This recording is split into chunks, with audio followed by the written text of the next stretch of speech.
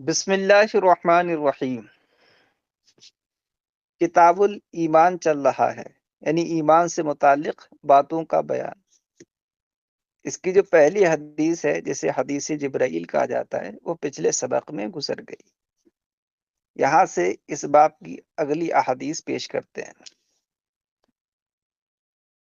وعن ابن عمر رضی اللہ تعالی عنہما، یہ حدیث پاک حضرت عبداللہ ابن عمر رضی اللہ تعالیٰ عنہ سے مروی ہے۔ یہ حضرت عمر فاروق اعظم رضی اللہ تعالیٰ عنہ کے صاحب زادے ہیں۔ اعلان نبوت سے 2 سال پہلے ان کی پیدائش ہوئی۔ بہت حدیث کے متبع تھے۔ صحابہ اکرام میں ان کا لقب عامل بالسنہ تھا، یعنی سنتوں پر شدت سے عمل کرنے والے۔ آپ کی عمر 84 سال ہوئی۔ 73 ہجری میں آپ کا وصال ہوا ہے۔ حضرت عبداللہ ابن زبیر رضی اللہ تعالیٰ عنہ کی شہادت کے 3 مہینے بعد آپ نے وفات پائی۔ ذی طویٰ میں جو مہاجرین کا قبرستان ہے، وہاں آپ کی قبر شریف ہے۔ وعن ابن عمر رضی اللہ تعالیٰ عنہما، حضرت عبداللہ ابن عمر رضی اللہ تعالیٰ عنہما سے روایت ہے، قال، آپ نے فرمایا، قال رسول اللہ صلی اللہ تعالی علیہ وسلم، بنی الاسلام علی 5، شہادت اور شہادتی دونوں ہیں بیٹا۔ شہادتی پڑھیں گے کسرے کے ساتھ تو یہ بدل ہوگا خمس سے، یا اس کا عطف بیان ہوگا، اور اگر شہادتو پڑھیں رفع کے ساتھ تو یہ پوری آگے کی عبارت بترکیب اضافی خبر بنے گی، یعنی عطف اور اضافت دونوں ہوگا، مل کر پوری خبر بنے گی۔ اس کا مبتدا محذوف ہوگا ہیا، اعلی خمس، شہادتی اللہ الہ الا اللہ وان محمدا عبدہ ورسولہ واقام الصلاۃ وایتاء الزکاۃ والحج وصوم رمضان۔ وہ فرماتے ہیں کہ اللہ کے رسول صلی اللہ تعالی علیہ وسلم نے فرمایا کہ اسلام کی بنیاد 5 چیزوں پر ہے: اللہ کے ایک ہونے اور محمد عربی صلی اللہ تعالی علیہ وسلم کے رسول ہونے کی گواہی دینا، نماز قائم کرنا، زکوٰۃ دینا، حج کرنا، اور ماہ رمضان کے روزے رکھنا۔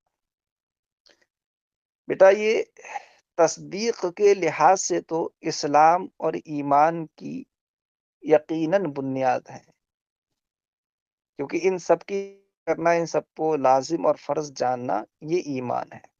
اگر ان میں سے کسی ایک کی بھی فرضیت کا انکار کرے تو دائرہ اسلام سے نکل جائے گا۔ رہا ان پر عمل کرنا، تو بیٹا وہ کمال اسلام کی بنیاد ہے، اصل اسلام، اصل ایمان کی بنیاد نہیں ہے۔ اگر کوئی شخص ایسا ہے جو کلمہ بھی نہیں پڑھ سکتا، جس نے کبھی نماز نہیں پڑھی، کبھی روزہ نہیں رکھا، کبھی زکوٰۃ نہیں دی، کبھی حج نہیں کیا، لیکن ان کو فرض مانتا ہے اور اس کا کوئی اور عقیدہ بھی خلاف اسلام نہیں ہے، تو وہ مسلمان کہلائے گا۔ ہاں، وہ کامل مسلمان نہیں کہلائے گا، کیونکہ کمال اسلام کی بنیاد یہ ہے۔ کمال مسلمان وہی کہلائے گا جو ان تمام پر عمل بھی کرتا ہو۔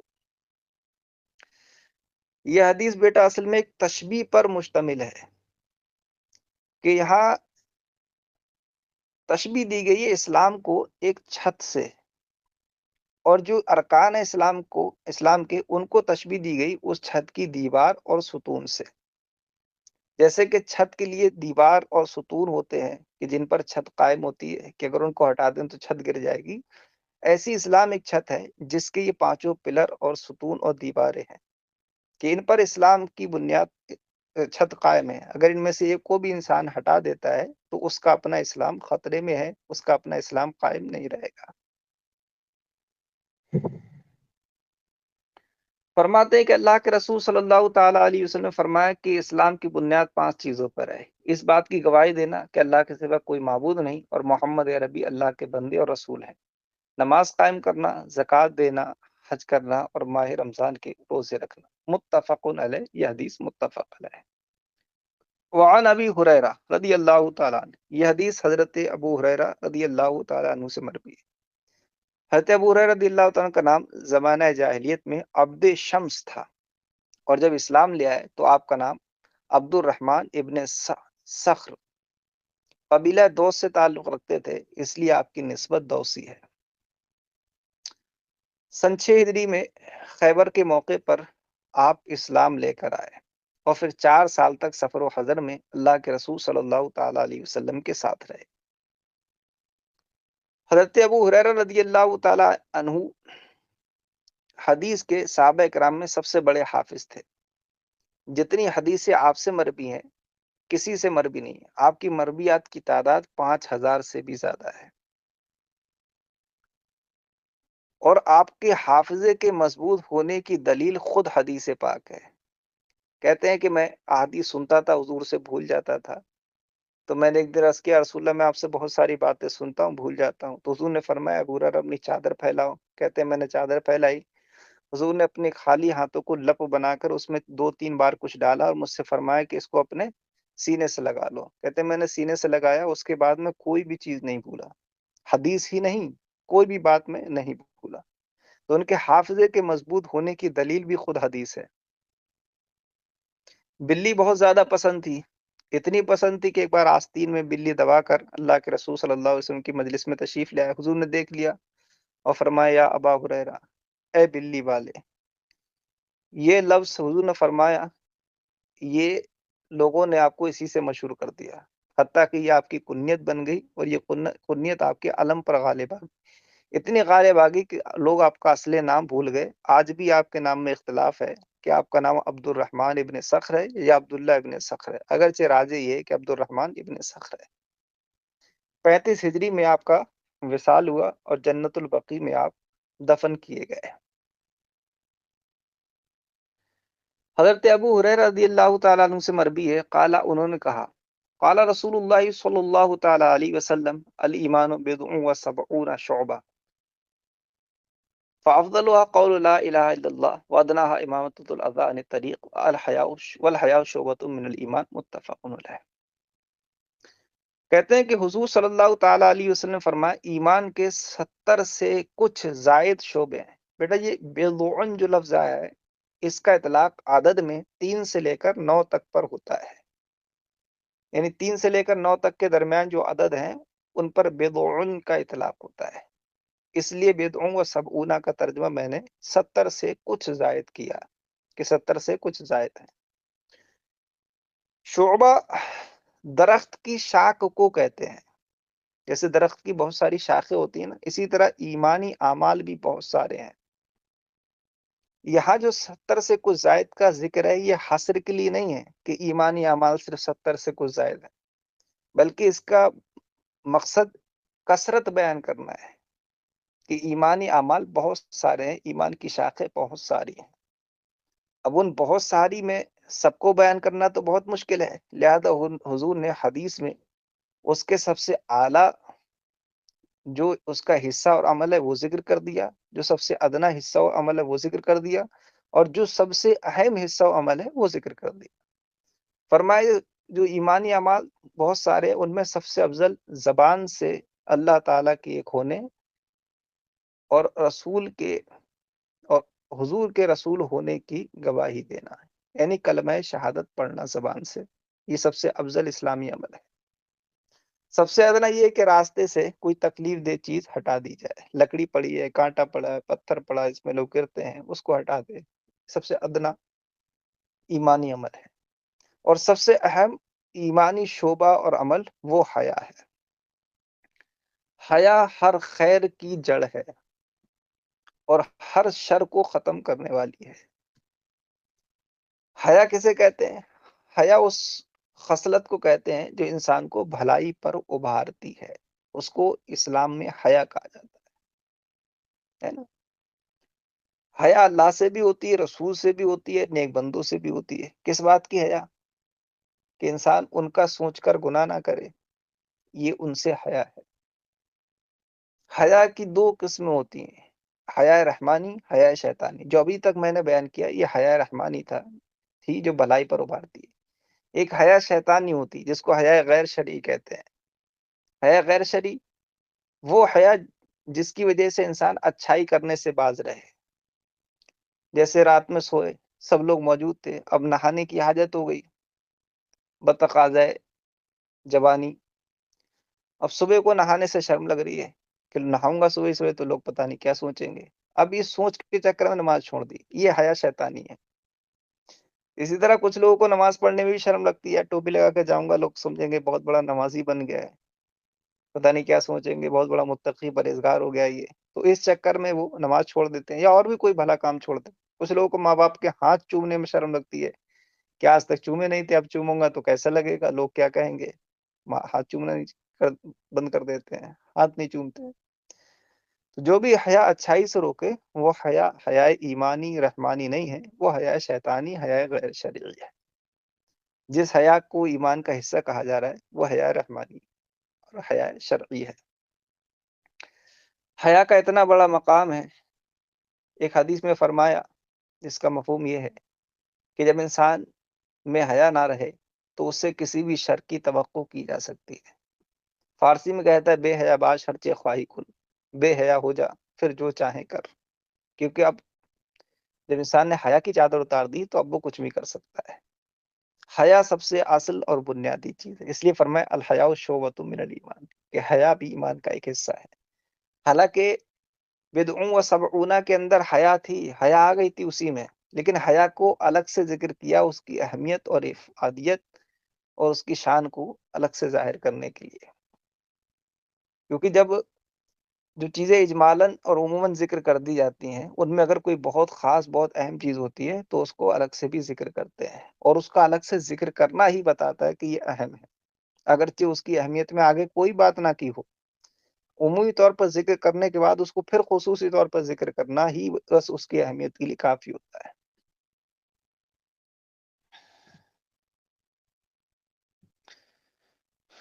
فرمایا الایمان بضع و سبعون شعبہ، کہ ایمان کے 70 سے کچھ زیادہ شعبے ہیں، 70 سے کچھ زیادہ اعمال ہیں. فافضلها قول لا الہ الا اللہ، ان میں سب سے بہتر لا الہ الا اللہ کہنا ہے. وادناها اماطۃ الاذى عن الطریق، اور ادنا شعبہ راستے سے تکلیف دہ چیز کا ہٹانا ہے. والحیاء شعبۃ من الایمان، اور حیا ایمان کا حصہ ہے. متفق علیہ، یہ حدیث متفق علیہ. وعن عبد الله بن عمرو رضی اللہ تعالی عنہ قال قال رسول اللہ صلی اللہ علیہ وسلم. یہ حدیث پاک حضرت عبداللہ ابن عمرو سے مروی ہے. یہ حضرت عمرو ابن عاص ابن وائل کے بیٹے ہیں. اپنے والد صاحب سے پہلے یہ ایمان لے آئے تھے. ان کے والد عاص ابن وائل وہ بعد میں ایمان لائے تھے. عمرو ابن عاص جو ہیں، عمرو ابن عاص وہ بعد میں ایمان لائے تھے. یہی وہ مقدس صحابی ہیں جنہوں نے اللہ کے رسول کی اجازت سے سب سے پہلے احادیث صحابہ کرام میں لکھی تھی. یہ پہلے صحابی ہیں جنہوں نے حدیث کو قلم سے قلم بند کیا تھا، ورنہ پہلے احادیث کا سلسلہ صحابہ کرام میں زبانی اور سینہ بسینہ تھا. اور انہوں نے جو احادیث اپنے پاس لکھ رکھی تھی ان کی تعداد 700 تھی. 700.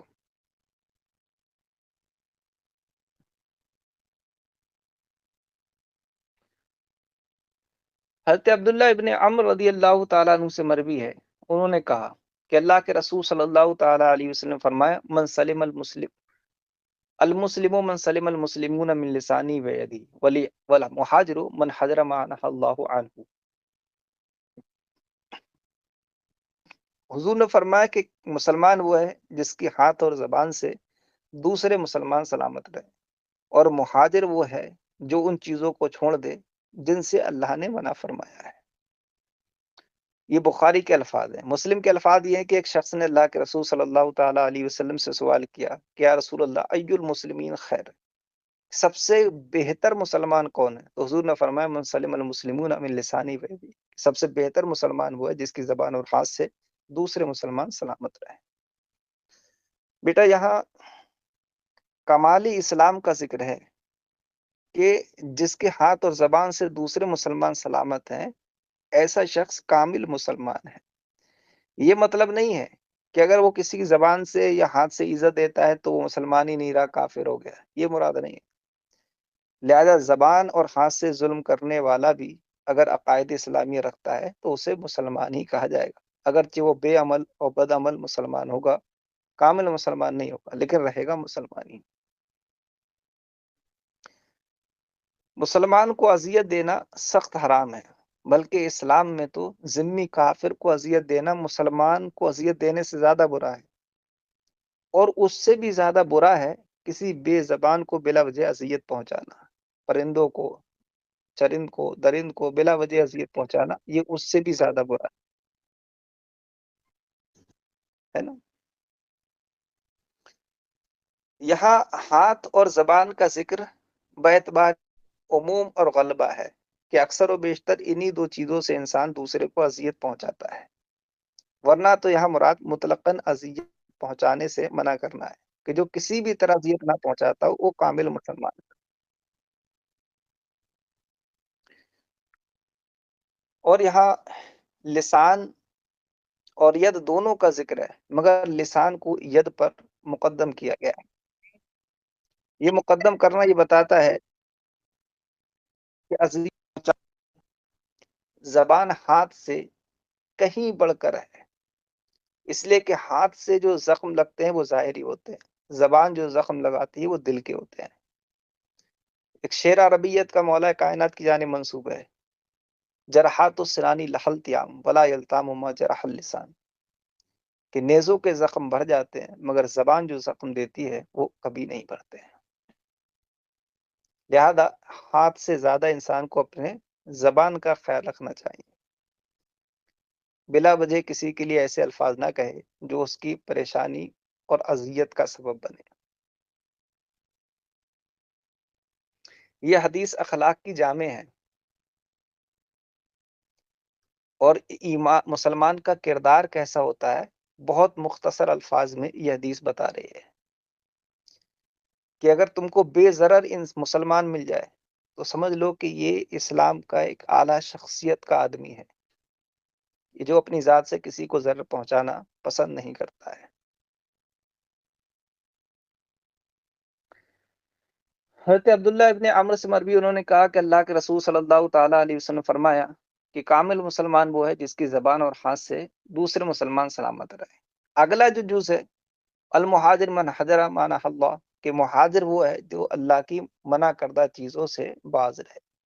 بیٹا یہاں بھی اس میں کمال مہاجر کا ذکر ہے، ایسا نہیں کہ جس نے ہجرت فرض کر لی اور اس کے بعد اللہ کی ممنوعات میں سے کسی میں وہ مبتلا ہو گیا، کسی گناہ میں پڑ گیا تو اب وہ مہاجر نہیں رہا، یہ مطلب نہیں ہے۔ مطلب یہ ہے کہ کامل مہاجر وہی ہے جو وطن کے ساتھ ساتھ گناہ بھی چھوڑ دے، وہ کامل مہاجر ہے۔ اور فرمایا والمہاجر من حجر ما نہى اللہ عنہ، اور حقیقی کامل مہاجر وہ ہے جو چھوڑ دے ان چیزوں کو جن سے اللہ نے منع فرمایا۔ ھذا لفظ البخاری، یہ بخاری کے لفظ ہیں۔ ولی مسلم، اور امام مسلم کے الفاظ یہ ہیں، قالا، کہ اللہ کے رسول رابی نے فرمایا، ان رجلا سال النبی صلی اللہ تعالیٰ علیہ وسلم، ایک شخص نے اللہ کے نبی صلی اللہ تعالیٰ علیہ وسلم سے پوچھا، ای المسلمین خیر، کون سا مسلمان سب سے بہتر ہے؟ قال من سلم المسلمون من لسانہ ویدی، فرمایا وہ مسلمان جس کی زبان اور ہاتھ سے دوسرے مسلمان سلامت رہے۔ وعن انس رضی اللہ تعالیٰ عنہ، حضرت انس رضی اللہ تعالیٰ سے مروی ہے، آپ کا نام انس ابن مالک ابن نضر ہے، خزرجی انصاری ہیں، 10 سال مسلسل نبی کریم صلی اللہ تعالیٰ علیہ وسلم کی صحبت میں رہے ہیں خادم بن کر، اور جس وقت خدمت رسالت میں آئے تھے اس وقت عمر بھی 10 سال ہی، یہ اللہ کے رسول صلی اللہ تعالیٰ علیہ وسلم کے خویدم تھے، یعنی چھوٹے خادم۔ حضرت انس بن مالک نے حضور صلی اللہ تعالیٰ علیہ وسلم،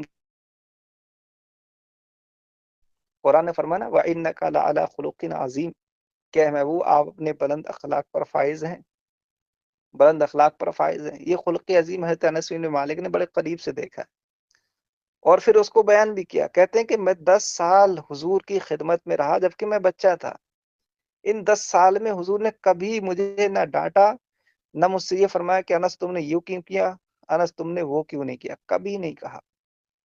کہتے ہیں میں حیرت میں تھا کہ کیسے ہو سکتا ہے۔ ایک دن میں نے خود ارادہ کیا کہ آج کچھ ایسا کام کروں جس سے میں سرکار کی ناراضگی دیکھوں۔ کہتے ہیں حضور نے مجھے کسی کام کے لیے بھیجا، مجھے یاد تھا، میں قصدن نہیں گیا، بچوں کے ساتھ کھیلنے لگا، بہت دیر ہو گئی، کھیلتا رہا، پھر میں نے محسوس کیا کہ اچانک مجھے کسی نے گردن کی طرف سے پیچھے سے پکڑ رکھا ہے۔ میں نے پیچھے مڑ کر دیکھا تو اللہ کے رسول صلی اللہ تعالیٰ علیہ وسلم تھے اور سرکار مسکرا رہے ہیں۔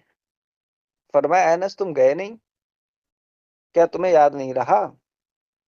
کہا حضور مجھے یاد تو تھا، میں دیکھنا چاہتا تھا کہ آپ ناراض ہوں گے یا نہیں ہوں گے۔ تو حضور مسکرائے اور کہا اب جاؤ۔ تو 10 سال میں کبھی نہ ناراض ہوئے، نہ کوئی مواخذہ اور سوال کیا کہ یہ کیوں نہیں کیا، وہ نہیں کیوں نہیں کیا۔ یہ خلق عظیم کی تجلی، خلق عظیم کی جلوہ سامانیات۔ حضرت امی عائشہ صدیقہ رضی اللہ عنہ نے فرمایا کہ حضور کا خلق اخلاق وہ قرآن تھا۔ حضرت عمر، حضرت انس رضی اللہ تعالیٰ عنہ کی شریف 90 سال سے بھی 100 سال کے قریب ہوئی ہے، 101 سال کے قریب۔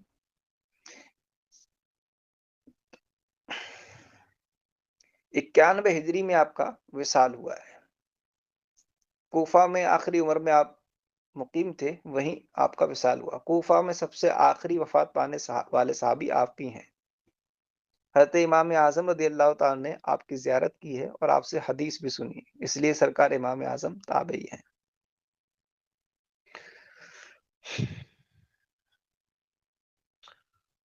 وعن انس رضی اللہ تعالیٰ عنہ، حضرت انس رضی اللہ تعالیٰ عنہ سے مروی ہے، قال انہوں نے کہا قال رسول اللہ صلی اللہ تعالیٰ علیہ وسلم لا یؤمن احدکم حتی اکون احب الیہ من والدہ وولدہ والناس اجمعین، متفق علیہ۔ کہتے ہیں کہ اللہ کے رسول صلی اللہ تعالیٰ علیہ وسلم نے فرمایا کہ تم میں سے کوئی بھی ایمان والا نہیں ہوگا یہاں تک کہ میں اس کے نزدیک اس کے ماں باپ، اس کی اولاد اور تمام لوگوں سے زیادہ محبوب ہو جاؤں۔ بیٹا محبت دو طرح کی ہوتی ہے، ایک ہوتی محبت عقلی، ایک ہوتی محبت طبعی۔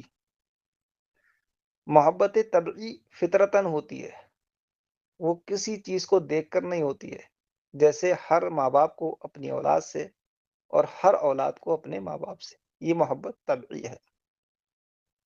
محبت عقلی وہ ہے جب اوصاف حمیدہ کی وجہ سے ہو جاتی ہے، جیسے کوئی بہت زیادہ حسین و جمیل ہے، بہت زیادہ سخی ہے، بہت زیادہ اچھے اخلاق والا ہے، تو ہماری عقل تقاضا کرتی ہے کہ اس سے محبت کرنا چاہیے، تو وہ جو محبت ہوتی ہے وہ محبت عقلی ہے۔ اس حدیث میں جس محبت کا ذکر ہے کہ ان لوگوں سے زیادہ حضور سے وہ محبت ہو، اس محبت سے مراد محبت طبعی ہے کہ طبعی محبت ماں باپ اولاد سے زیادہ ہو۔ بیٹا چونکہ ماں باپ اور اولاد سے بھی زیادہ محبت کرنے کا حکم دیا گیا ہے نا، اور ماں باپ اولاد سے جو محبت ہوتی ہے وہ طبعی ہوتی ہے، تو اب اس سے زیادہ جس محبت کو چاہا جا رہا ہے وہ بھی تو طبعی ہوگی۔ تو مراد یہ کہ طبعی محبت حضور کی ان سب سے زیادہ ہونی چاہیے، تب انسان کا ایمان ہوتا ہے نا۔ اور بیٹا یہاں ایمان سے مراد کمال ایمان نہیں ہے، اصل ایمان مراد ہے۔ یعنی اگر طبعی محبت ماں باپ اور اولاد کی زیادہ ہے حضور سے تو انسان مسلمان ہی نہیں ہے۔ یہ نہیں کہ کامل مسلمان نہیں ہے، وہ مسلمان ہی نہیں ہے۔ یا اگر کسی اور انسان کی محبت طبعی اللہ کے رسول سے زیادہ ہے دل میں تو وہ مسلمان ہی نہیں ہے نا۔ اب رہا یہ کہ ہم کو پتہ کیسے چلے کہ ہمارے دل میں طبعی محبت کس کی زیادہ ہے، ہمارے ماں باپ کی، اولاد کی، رشتہ داروں کی، یا ہمارے شوہر بیوی کی، یا ہمارے نبی سرکار صلی اللہ تعالی وسلم کی، کس کی طبعی محبت زیادہ ہے؟ پتہ کیسے چلے؟ بیٹا اس کا پتہ کرنا بہت آسان ہے، جب کبھی مقابلے کی صورت پیدا ہو جائے تب تم کو پتہ لگے گا تمہارے دل میں طبعی محبت کس کی ہے۔ اگر ماں باپ گستاخ رسول ہو جائیں، بیوی گستاخ ہو جائے، شوہر گستاخ ہو جائے، کوئی اور عزیز محب گستاخ ہو جائے حضور کا، تو اب تم دیکھو کہ تمہارا دل کس کی طرف مائل ہوتا ہے، اس گستاخ کی طرف یا اللہ کے رسول کی طرف۔ اگر اس گستاخ سے دل بدزن ہو جائے، اللہ کے رسول کی محبت میں آ جائے، تڑپنے لگے، تو سمجھ لو کہ اللہ کے رسول کی محبت طبعی تمہارے دل میں اس سے زیادہ ہے، اور جب یہ کیفیت ہو تو سمجھ لو تمہارا ایمان سلامت ہے۔ اور اگر یہ سب کچھ ہو کر بھی وہ اس عزیز اور اپنے رشتہ دار ہی کی طرف دل جائے، اللہ کے رسول کی پرواہ نہ رہے، تو سمجھ لو کہ دل میں ایمان نہیں ہے۔ یہ بہت خرا معیار ہے اپنے ایمان کو پرکھنے کا، اور اعلیٰ حضرت نے یہی معیار اور یہی کسوٹی پیش کی۔ سرکار تاج الشریعہ فرماتے ہیں نبی سے جو ہو بیگانہ اسے دل سے جدا کر دے، پدر مادر برادر مال و جاں ان پر فدا کر دے۔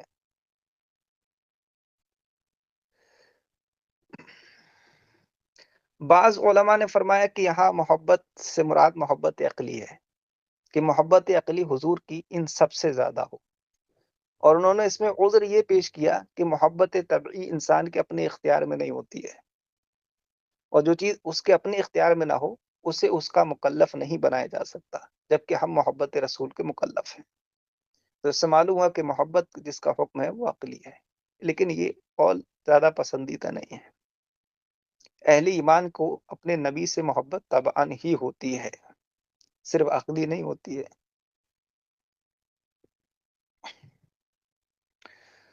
حضرت انس رضی اللہ تعالیٰ سے مروی، انہوں نے فرمایا کہ اللہ کے رسول صلی اللہ تعالیٰ وسلم نے فرمایا تم میں سے کوئی بھی ایمان والا نہیں ہوگا یہاں تک کہ میں اس کے نزدیک اس کے ماں باپ، اولاد اور تمام لوگوں سے زیادہ محبوب ہو جاؤں۔ یہ حدیث متفق علیہ ہے۔